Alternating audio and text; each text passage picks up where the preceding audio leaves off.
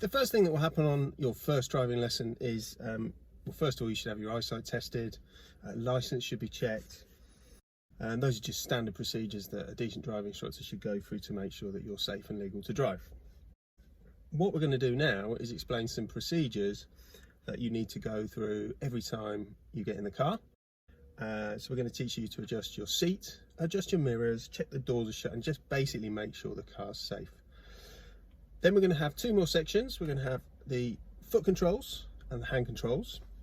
There's lots of other auxiliary controls except the indicators, which are always different on car to car. So I'm not going to go through those because every car that you drive will have the lights, the demisters and other things in different places. But all the main parts of a car that's manual are the same.